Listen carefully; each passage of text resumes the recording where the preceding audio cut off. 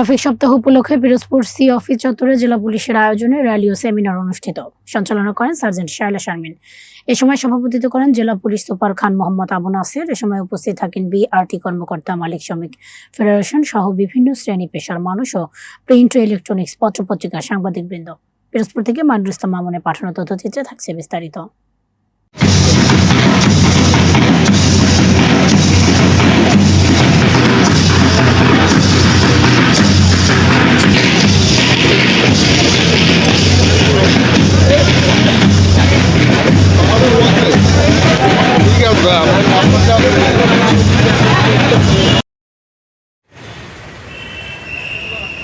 Traffic সপ্তাহের যে আজকে প্রধান অতিথি পুলিশ সুপার মহোদয় স্যার, অসংখ্য ধন্যবাদ জানাচ্ছি। আরও উপস্থিত আছেন additional SP sir, circle SP sir, শ্রমিক সংগঠনের সভাপতি সেক্রেটারি, মালিক সমিতির সেক্রেটারি মহোদয় এবং পিরোজপুরে আইন শৃঙ্খলা অনেক ভালো আছে।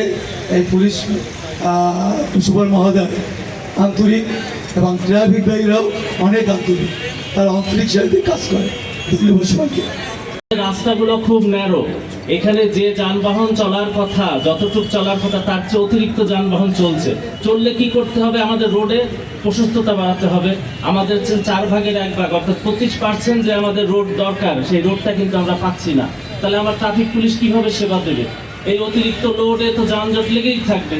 তা আমাদের যে যারা সংশ্লিষ্ট আছে এইটাও মাথায় চিন্তা করবে, একটা পরিকল্পিত জনপদ যদি আমরা পাই তাহলে কিন্তু আমাদের ট্রাফিক সেবাটা দিতেও আমাদের সুবিধা হবে।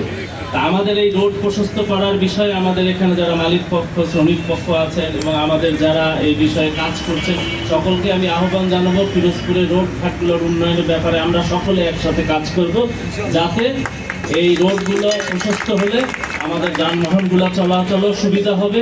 আমাদের ট্রাফিক পুলিশের যারা আছে তারাও তাদের কাজটা নির্বিঘ্নে সুন্দরভাবে করতে পারবে। আগামী 1 সপ্তাহে আমি আমার ট্রাফিক বিভাগের সকলকে বলে যাচ্ছি, এই যে বিভিন্ন গাড়ির যে রেজিস্ট্রেশন নেই বা অন্যান্য যে কাগজপত্রগুলো আছে সেগুলো করার ব্যাপারে আমার ট্রাফিক পুলিশ কিন্তু সাহায্য করবে বিভিন্ন মোড়ে মোড়ে। বিআরটি এর এডি মহোদয় তো বললো আজকাল তো যাওয়াও লাগে না, এটা বসে বসে ঘরে বসেই সে এই কাজগুলো করতে পারে। তারপরও যদি কেউ না বোঝে, আমাদের ট্রাফিক পুলিশ আছে এখানে, তারা সহায়তা করবে। একটা ড্রাইভিং লাইসেন্স করতে গেলে যে ফর্মটা লাগে, পূরণ করা লাগে, সেটাও আমার ট্রাফিক পুলিশ আগামী 1 সপ্তাহে এটা সেবাটা দিয়ে থাকবে। আর আমি যারা যাত্রী তাদেরকে আহ্বান জানাচ্ছি, একটু হেলমেটটা আপনারা ইউজ করবেন। এই হেলমেটটা ইউজ করলে কিন্তু আপনিই বাঁচবেন। যখন মারাত্মক একটা ইনজুরি হয়, হেড ইনজুরিটা হলে কিন্তু মানুষকে বাঁচানো সম্ভব হয় না। ফলে হেলমেটটা যদি আপনি পরেন তাহলে কিন্তু আপনি নিরাপদে বাড়ি ফিরতে পারবেন। আপনি যদি সিট বেল্টটা পরেন, একটা দুর্ঘটনা ঘটলে কিন্তু এই সিট বেল্টটাই কিন্তু আপনাকে রক্ষা করবে।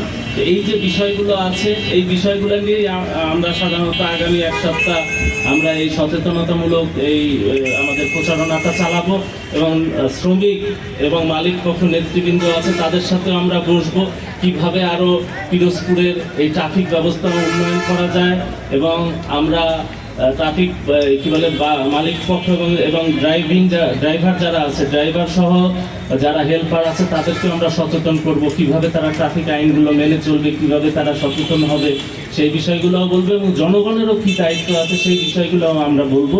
তা আগামী 1 সপ্তাহে যে ট্রাফিক